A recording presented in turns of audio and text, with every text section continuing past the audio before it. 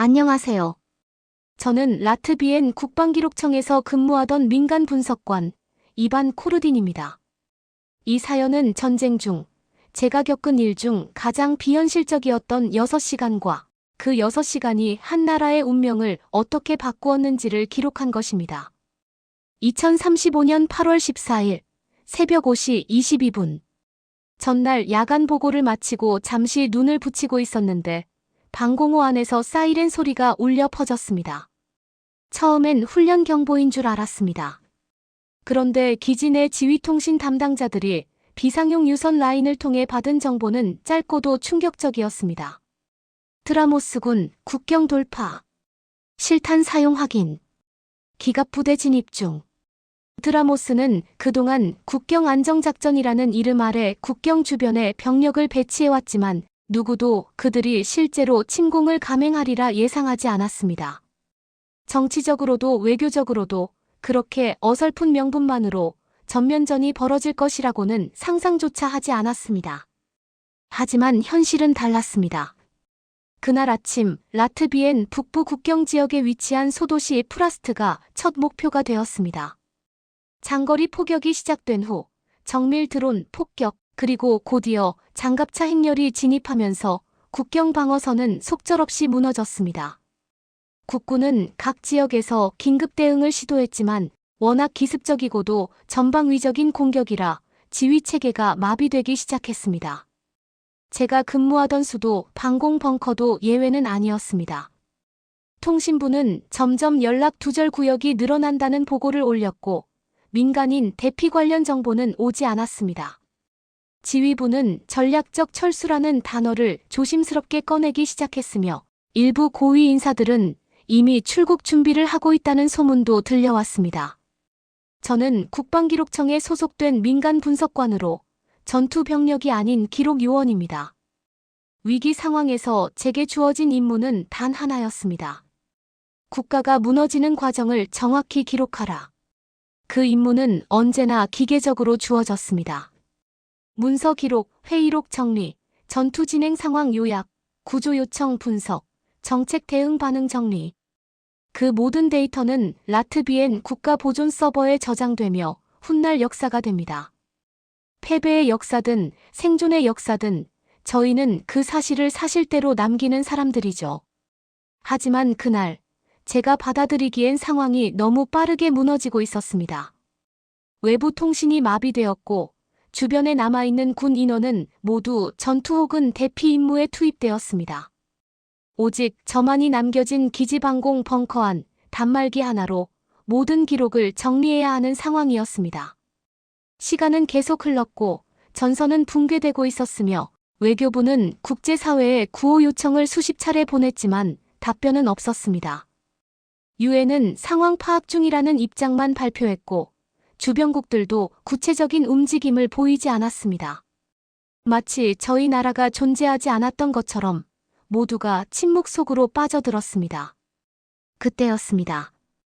외교 문서 전송 로그 중 하나에서 저는 눈을 의심할 만한 한 줄짜리 메모를 발견하게 되었습니다. 대한민국 기술지원단 파견 검토 중 도착 가능 시간 6시간. 처음엔 장난이라고 생각했습니다. 공식 보고서도 아니고 단순한 회의 초안 메모였습니다. 발신인은 라트비엔 외교부의 비공식 채널 관리자였고 출처는 명확하지 않았습니다. 대한민국과 저희 라트비엔은 공식적인 군사협력 체계도 없고 FTA도 체결되지 않은 나라였습니다. 그런 나라에서 기술지원단을 파견한다고요? 그것도 6시간 안에? 기록관으로서 저는 사실 여부가 검증되지 않은 정보를 문서에 넣지 않습니다. 하지만 그 문장은 뭔가 달랐습니다. 기억의 저편에서 떠오른 단어들이 있었습니다. 이라크 재건팀 파견, 동남아 재난 복구, UN 평화유지군 파견. 항상 마지막에 도착했지만 도착한 뒤에는 구조, 복구, 기술, 전략을 동시에 운용했던 그런 이름 하나가 떠올랐습니다. 대한민국. 저는 잠시 단말기 앞에서 멈췄습니다. 이 문장을 단순한 오탑 기록으로 넘길 것인가 아니면 지금 이 기록을 통해 누군가에게 희망의 가능성을 남길 것인가. 그 고민 끝에 저는 결심했습니다. 공식 프로토콜을 위반하더라도 저는 이 문장을 기록에 포함시키기로 했습니다. 2035년 8월 14일 11시 3분 외교부 비공식 채널에서 대한민국 기술지원단 관련 정보 확보. 도착 가능 시간 약 6시간. 상황 변화 가능성 존재. 보류 중.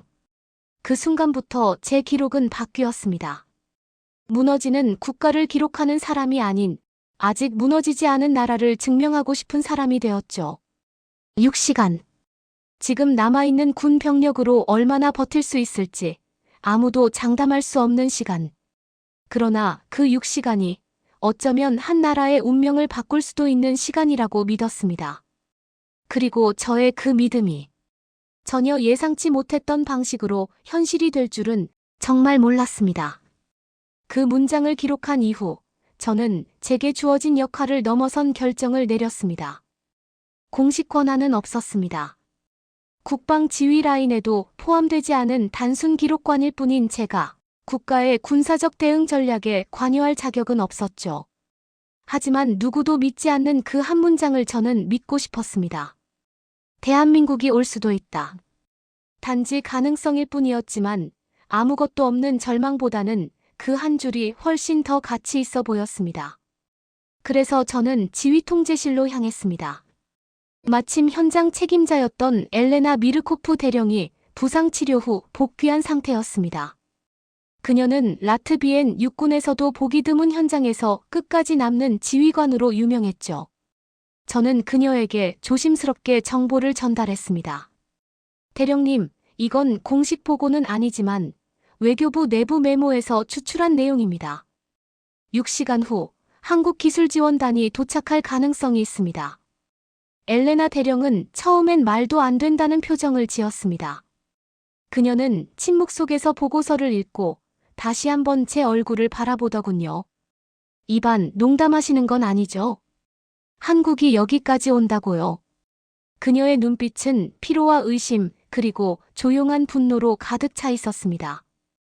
너무 많은 군인이 죽었고 민간인 대피는 실패했으며 주변 국가들은 아무런 반응도 없었습니다.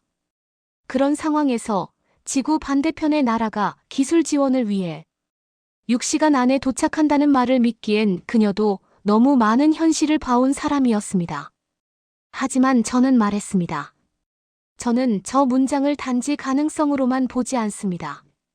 우리가 포기하지 않고 버티는 시간, 그것이 누군가의 결심을 바꿀 수 있다고 믿습니다. 엘레나는 긴 한숨을 내쉰 뒤 통신병에게 명령을 내렸습니다. 모든 생존 전방 기지에 연락. 현재 상태에서 6시간 방어 지속 가능한지 여부 판단. 민간인 우선 대피 조치, 포격 지점 분산 작전 준비. 지휘 차량 이동은 중지. 모두 현 위치 고수. 그녀는 결국 결단했습니다. 단지 6시간을 위해 철수를 멈추기로 한 겁니다. 한편 구조 담당 민간 요원인 사샤 노박은 그 결정에 반대했습니다. 그는 전시 민간인 대피 총책임자로서 이미 수많은 죽음을 목격했으며 지금도 도시 외곽에서 대피를 기다리는 인원들을 보호하고 있었죠. 무엇을 믿고 6시간을 더 기다립니까? 그 나라가 우리를 위해 뭘 해줬습니까? 아무런 발표도 없고 동맹도 아닌데. 사샤의 말이 틀린 것은 아니었습니다. 하지만 저는 말했습니다. 사샤, 우리는 지금 어떤 선택도 결과를 알 수 없습니다. 하지만 우리가 끝까지 버텼다는 기록, 그것 하나만으로도 이 나라는 단순한 피해국이 아니라는 걸 증명할 수 있습니다. 그 말에 사샤는 무겁게 고개를 숙였습니다. 그리고 그는 결국 구조팀에 비상지침을 내렸습니다. 가능한 모든 인원을 지하 대피소로 이송. 생존 가능한 밀집구역 설정. 구조 동선 제한. 6시간. 그 안에 무슨 일이 일어나든 생존율을 최대치로 끌어올린다. 그렇게 해서 철수 대신 버티기 위한 전환작전이 시작되었습니다. 각 기지에서는 방어 구축 재배치가 이루어졌고 탄약은 제한적으로 재분배되었으며 야전 병사들은 일시간 교대제로 방어선을 유지하기 시작했습니다.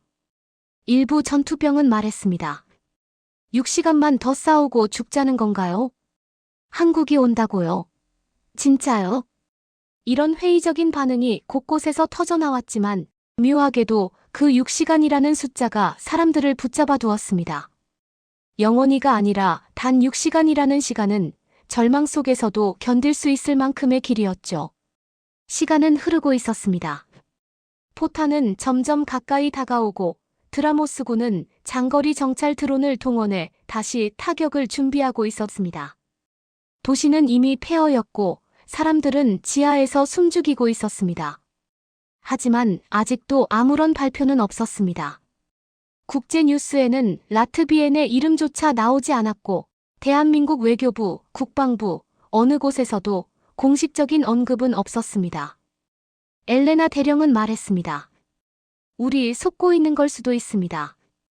아무도 오지 않는 상황에서 전군이 멍청하게 기다리는 건 아닐까요? 저는 대답하지 않았습니다. 왜냐하면 저 역시 그 질문을 스스로에게 수백 번 던지고 있었기 때문입니다. 하지만 한 가지는 확신할 수 있었습니다. 대한민국이 오든 오지 않든 우리는 포기하지 않았다는 걸 기록으로 남길 겁니다. 그리고 그 기록은 언젠가 이 나라를 다시 일으킬 수 있는 증거가 될 겁니다. 그렇게 6시간을 위한 작전은 시작되었습니다. 그 시간은 결코 짧지 않았습니다. 절망과 불신, 회의와 피로가 온몸을 짓누르는 시간. 그러나 동시에 그 누구도 예상하지 못했던 방식으로 판이 움직이고 있었습니다. 6시간이 주어졌다고 해서 그 시간이 매끄럽게 흘러간 것은 결코 아니었습니다. 첫 2시간 동안은 군도, 민간도 모두가 기다리는 자의 자세를 유지했습니다. 전투는 절제되었고 폭격의 파편 속에서도 방어선은 유지되었습니다. 그러나 시간이 흐르면서 현실은 점점 더 가혹해졌습니다. 드라모스군은 지능형 정찰 드론을 통해 방어선의 약점을 파악했고 3시간이 지나자 무인 포격과 고속장갑차 돌격이 병행되었습니다.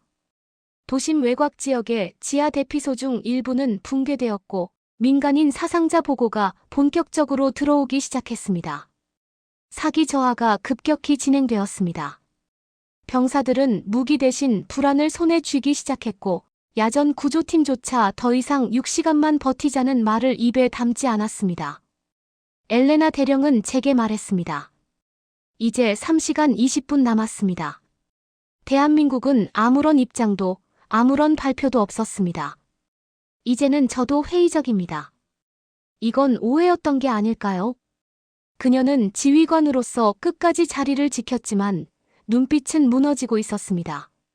사샤 노박은 이미 지휘 벙커를 떠나 도시 외곽의 붕괴된 건물 사이에서 부상자를 구조하고 있었죠. 연락은 거의 끊기고 있었고 의료진과 장비는 턱없이 부족했습니다. 그때였습니다. 도시 남서쪽 구조 현장에서 충격적인 일이 발생했습니다. 사샤 노박이 실시간으로 전송한 구조 중계 영상에서 한 남성이 구조팀에게 거칠게 항의하며 고함을 지르고 있었습니다. 당신들이 버티라고 해서 우리 가족이 여기 남았어. 그런데 왜 아무도 안 와? 왜 한국은 안 와? 당신들 거짓말했잖아. 대한민국은 안 온다고. 그 장면은 중계망을 통해 전 기지로 전파되었고 이미 불안정하던 병사들의 심리를 한순간에 폭발시키는 도화선이 되었습니다. 한 병사는 통제 벙커 앞에서 총기를 바닥에 던지며 외쳤습니다. 우리 기다리다가 다 죽는 거 아닙니까? 그 문장 하나 믿고 전군이 죽는 겁니까? 저건 반역이죠. 그의 말에 몇몇 병사가 고개를 끄덕였습니다. 이반 코르딘, 민간인 주재의 작전 간섭했다는 말이 퍼졌고 순간적으로 지휘부 내부에서 저를 격리하자는 의견까지 등장했습니다. 엘레나 대령은 조용히 저를 방공 벙커 안의 보조 경납고로 이동시켰습니다. 그곳은 음향도 차단된 사실상의 감금 공간이었습니다. 저는 혼자서 그곳에서 조용히 앉아 있었습니다. 정말 제가 잘못한 걸까? 그 문장을 믿은 것이 결국 모두를 위험에 빠뜨린 걸까? 기록이라는 것은 늘 객관을 요구합니다. 하지만 그 순간 저는 무너졌습니다. 기록관으로서가 아니라 한 사람으로서 책임감에 짓눌렸습니다. 그리고 정확히 그 순간이었습니다. 경납고 안에 비상경고등이 깜빡이며 자동문이 열렸습니다. 엘레나 대령의 전용 단말기로 연결된 군 통신망에서 우선 암호화된 외부 신호 하나가 확인되었습니다. KOR-TSU-531 인접 작전구역 도착. 외부 경로 확보 중. 민간 피해 최소화 협조 요청. 단독 교신 상태 유지 요망. KOR TSU 대한민국 기술작전 통합지원단의 약어 체계가 제 머릿속에서 떠올랐습니다. 저는 거의 무의식적으로 통신 라인을 열었고 잠시 후 짧은 메시지가 도착했습니다. 한국작전지원팀 3호 현장 접근 완료. 병력은 없으며 정밀 타격 좌표만 보유. 지휘부 협조 요청. 공식 발표는 없음. 임무 목적 지원이 아닌 약속 이행. 저는 즉시 엘레나 대령에게 통신을 넘겼습니다. 그녀는 처음엔 말없이 보고를 들었고 잠시 후 마치 꿈에서 깨어난 듯 말했습니다. 진짜 오는 거였군요. 몇 분 후 도시 북부 언덕 너머로 정찰 드론 하나가 신호를 끊었습니다. 곧이어 드라모스 지휘 차량 중 3대가 동시에 정지 상태로 전환되었고 잠시 후 고지대에 숨어있던 장갑차들이 폭발했습니다. 어떤 대포 소리도 없었습니다. 정밀 타격 좌표에 따른 동시 타격. 소음보다 정확도가 먼저인 전투. 저희는 그때 알았습니다. 누군가 이미 이 전장을 계산하고 있었고 그 계산은 6시간 내내 저희가 버티는 것만을 전제로 구성되어 있었다는 것을요. 그날 저녁 엘레나 대령은 모든 전 기지에 이렇게 방송했습니다. 확인됐습니다. 대한민국 기술지원단 국경 도착. 타격 개시 완료. 우리는 6시간을 버텼습니다. 그 방송을 들은 순간 방공 벙커에서 저는 단 하나의 생각만 떠올렸습니다. 우리는 속지 않았습니다. 그저 너무 일찍 절망하려 했을 뿐이죠. 그날 밤 도시의 하늘은 오랜만에 포성 대신 정적에 잠겼습니다. 지금 돌이켜보면 그 정적은 단순한 고요가 아니라 질서의 재정렬이었습니다. 저희 라트비엔군은 한국의 기술작전 통합지원단이 제공한 정밀 타격 좌표를 근거로 즉각적 반격을 실행했습니다. 대규모 폭격이 아닌 단 8회의 소규모 정밀 타격으로 드라모스군의 전선은 와해되었고 그들의 무인 타격 체계와 통신 주파수 센터가 동시에 침묵했습니다. 드라모스는 예상치 못한 혼란에 빠졌고 무장 차량들은 명령을 잃은 채 전장을 표류하기 시작했습니다. 그들의 지휘 계통은 끊겼으며 침공의 정당성은 외교적으로도 붕괴되었습니다. 24시간도 지나지 않아 드라모스 측은 전면 공격을 중단했고 그로부터 72시간 후 유엔의 긴급 중재로 휴전회담이 제안되었습니다. 이번 침공을 일부 강경 군벌의 단독 작전으로 축소하며 드라모스는 철군 명령을 내렸고 국제사회는 사건의 진상 파악보다 빠른 종결에 안도했습니다. 그러나 그 누구도 주목하지 않았습니다. 그 조용한 승리의 중심에 병력도 언론 노출도 없이 국경에 도착한 한국이 있었다는 사실을 말이죠.